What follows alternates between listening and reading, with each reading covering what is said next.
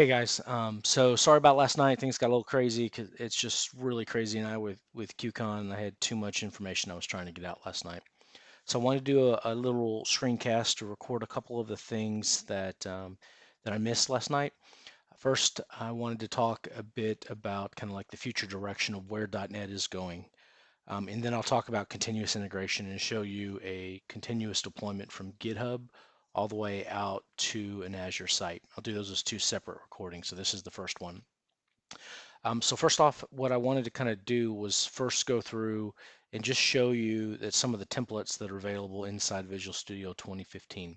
I mentioned Web API. That's a framework for developing a RESTful interface with .NET. There's single page web app that's available. The single page web app doesn't use Angular. I thought it did, but it's not now. It uses primarily Knockout, Bootstrap, jQuery, uses Respond, which is a framework that dynamically loads JavaScript libraries.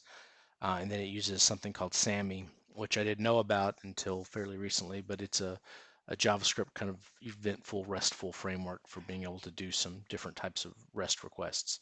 And remember, REST stands for Representational State Transfer, and it's a way of doing web services over the internet that use primarily JSON, can be XML, but primarily JSON, and then use get, puts, posts, and deletes to be able to do operations against that data set. So look up REST to make sure you understand that. Some of the other things you can do is Cordova, which is being able to use HTML and JavaScript for Android and iOS.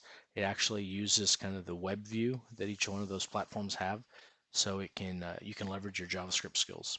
You can do Python, you can even do Unity and Unreal Engine for game development, and then you can do native iOS and Android development using a tool called Xamarin. All those are available within Visual Studio 2015. So just to kind of show you what that might look like, if you come over here under File, New, and go to New Project, you'll see all the various different projects that are available. So if you look down this list, you'll see ASP.NET Web Application, which is what we've been doing with 4.6.1, launching MVC and web apps.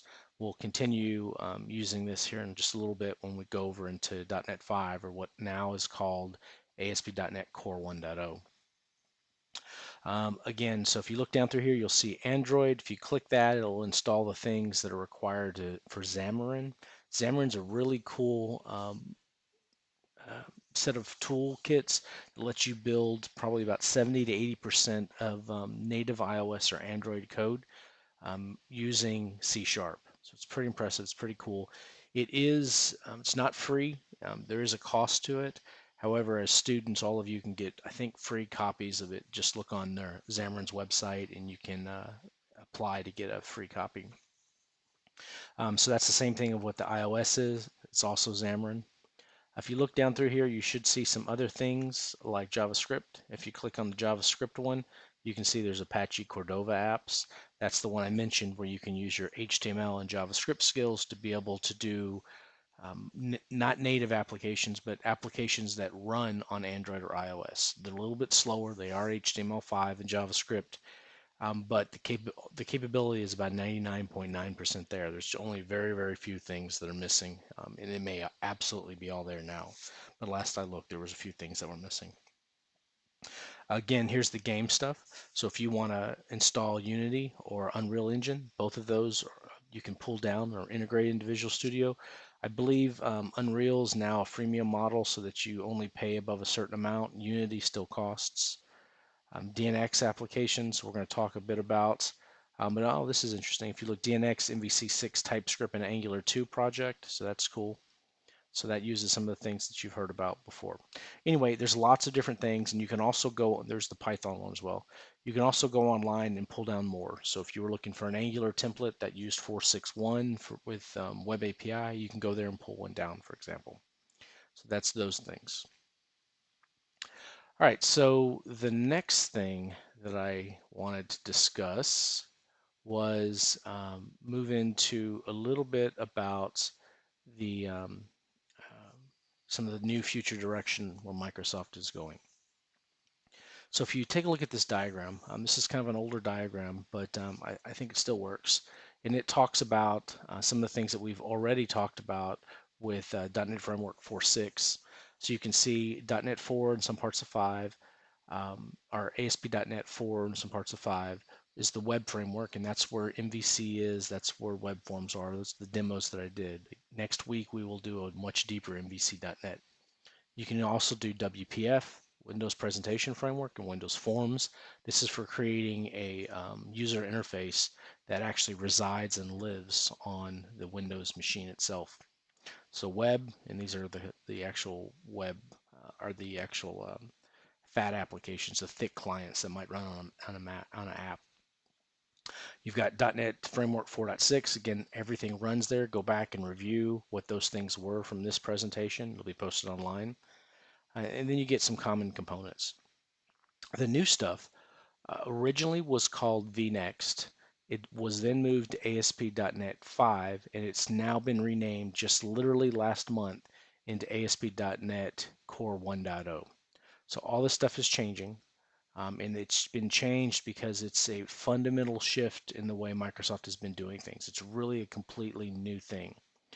The framework that's available is .NET Core 1.0, and again, this is also fundamentally changing, and it now targets Windows, Mac, and Linux. So it's a cross-platform capability that's pretty cool. So we're going to go into this. Scott Hanselman is one of the thought leaders in the ASP.NET space. He's someone that if you're in the .NET community, you should follow. This is from his blog, January 19th of this year. And he basically talked about how ASP.NET 5 is dead, introducing ASP.NET Core 1.0 and .NET Core 1. And he has some basically talking here that naming is hard, and he discusses why they made these changes. You can click on that article and find out more. Okay, so the next thing I want to show you is how to get to some of this ASP.NET Core 1.0. If we pop back here, I've already built a project so that you don't have to watch it build. But what you would do is go here under File and go to New and go to what project again. And this time, what you'll look at, you'll still do ASP.NET Web Application. Click OK. That will launch the templates. This top part is the 461 things. So we did web forms, we did MVC, and I showed you console with a basic application, not in this one, but a console using 461. There's some other things that we'll talk about. There's a single page web app that I was mentioning that has Knockout, Bootstrap, jQuery, and Respond and Sammy in it. These are the new ASP.NET 5, I'm sorry, ASP.NET 1. Core 1.0 things down here. So what you do is click this, go through the same basic thing, and click OK. Once you do that, it's going to build this project here for you.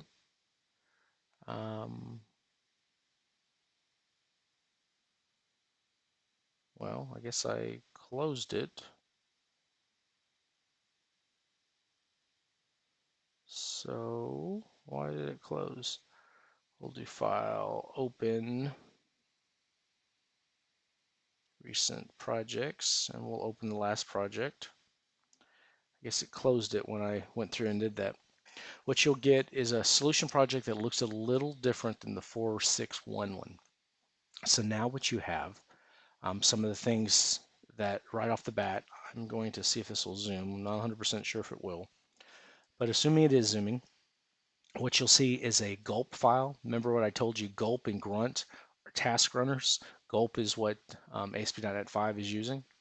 You'll see a project.json file, which we'll open in a minute, and you'll see that is where some of the configuration is, and you'll see a startup. It's much simpler.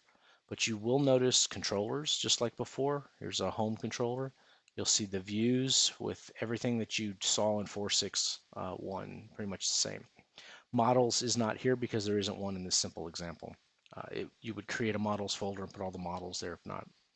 Another thing to notice is under the www root, everything that is built is automatically copied into this www root folder. So this is the target folder. So that works a little bit different than the way it worked in 4.6.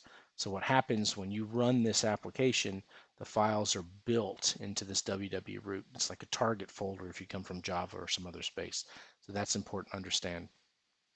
Another one that's important is dependencies. Notice you see Bower, you see NPM. So they're now using some of the new or some of the open source tooling to be able to give that same functionality. So when we used Bower before to get the client-side components, now you can do exactly the same thing by using Bower and configure it. All that is configured using Gulp. NPM is also used to be able to install some of these other toolkits. NuGet still is here. It hasn't gone anywhere, but the .NET Core stuff is going to be using NuGet.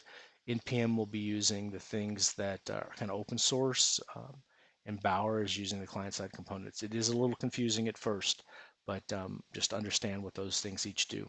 And what you would do if you needed to redo this, you'd right-click on it, hit Restore Package, and it would bring everything back that Bower needed. But that's the basics. That's pretty much it. That's the way it works. Let's look at this project.json. If I look at project.json, you'll see here are all of the dependencies that are required for this project from the .NET perspective. Notice this thing is using the web server Kestrel. That's important. Kestrel is the new web server. It's supposed to be light, but it's also incredibly performant. I'll show you some numbers of that here in a minute. You'll see the frameworks that it uses, DNX 451 and DNX Core. DNX is the .NET execution environment. It was previously called K or KRE and alpha and beta releases, but it contains everything that's needed for an ASP.NET 5 application. Um, I keep saying ASP.NET 5 because it was called that for the longest time, but it's ASP.NET Core 1.0. And if you look here, it has excludes on the www root, so it excludes that directory for like publishing and things. It has publish exclude thing here, and then it has some different things that are run before you actually publish. So npm install, npm bower, gulp clean, gulp mem. If we open up the gulp file, you'll see what it looks like. It looks a little bit different than what we used before with Grunt, but it's a little bit easier to read in that it's just simple JavaScript. So these are the things that are required to run it. This is the web root directory that was right here that everything's copied into. These are some of the paths that are used for JavaScript, for Minified, for CSS, all those kind of things. And then these are tasks. So this will do some cleanup with JavaScript and CSS. This will run Minify. Remember what I told you, these are task runners, so it does minifying tasks. This one does minify in CSS. If you keep going down, you'll see basically these are the things that you can do. All right, so if I run this thing,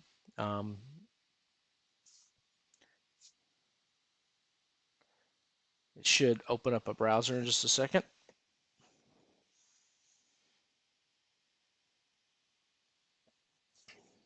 This is the output down here from the gulp task runner. Again, remember, you can do like pre-compiling stages here if you're using less. All that would be configured inside of gulp. This is the new direction. There is no release date yet on this. When they renamed it, they backed off on it. And that's because this is a major fundamental shift and it's going to take a while for acceptance. But this is the direction that .NET's going.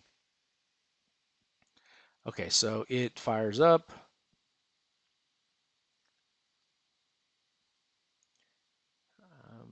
Any moment here, it'll fire up.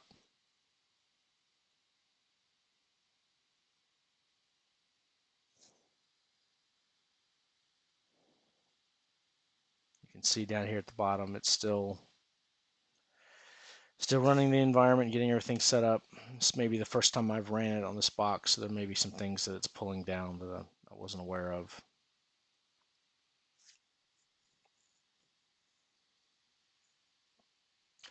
While this is loading, there's a few things that I want to mention. Core CLR is the new name for the kind of the common language runtime for .NET environment.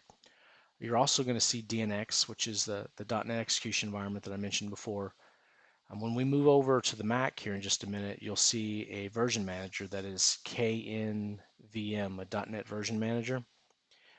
That will actually manage the different versions of .NET on the machine.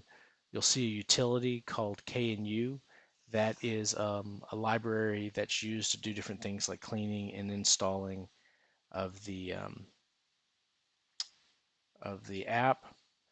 And then Kestrel is the web server that will be used for cross-platform. So this doesn't seem to be loading. Not exactly sure why. We'll